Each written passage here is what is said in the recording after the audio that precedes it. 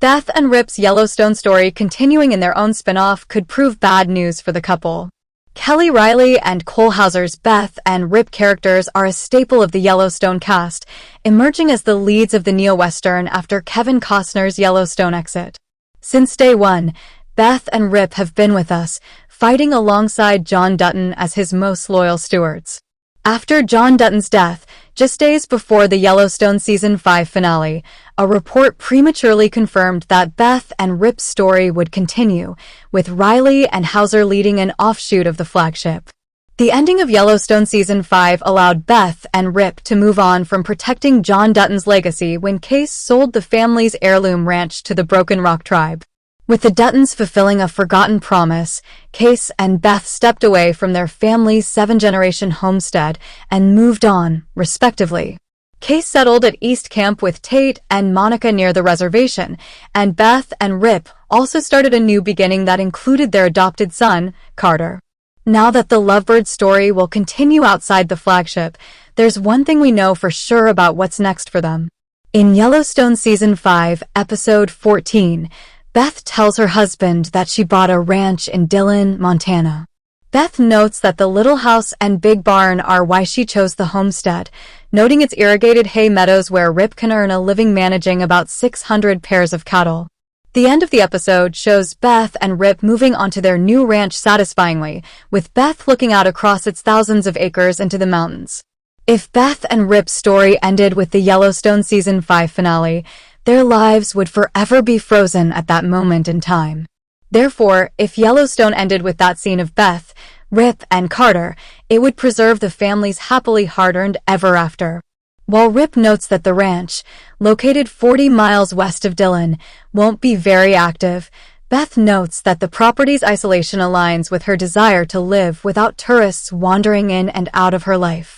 Lloyd notes that the area Beth chose for their homestead experiences brutal winters and bug-infested summers, but perhaps we could imagine that Beth will get an expensive fur coat and somehow outsmart the bugs like she's outsmarted everyone else. Beth and Rip's story continuation will inevitably disrupt the family's happy ending, considering they will need to experience some form of conflict to tell a compelling story. The continuation of the characters means that Beth and Rip will face new hardships, which will likely extend beyond the harsh winters and frustrating summers they endure.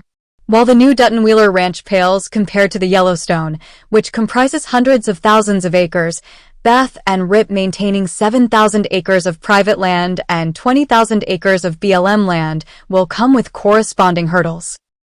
In an interview with The Hollywood Reporter, Yellowstone executive producer Christina Voros confirmed that Beth and Rip's story could be bad news for the couple, saying, "I think he has left the door wide open for any number of stories to come out of that romance, and because people are in love with them, I think an audience would be interested in seeing whatever story that would become. Because ultimately, when you have interesting, complicated characters, especially those with dark secrets, something interesting is going to happen. And I think what he has done with the way he ends the show, it could be the end of the fairy tale, or it could be the beginning of another tragedy. You just don't know." Voros' comments imply that Beth and Rip's complex backgrounds may complicate the simplicity of their future, suggesting that happily ever after is a simplified notion for characters like Beth and Rip.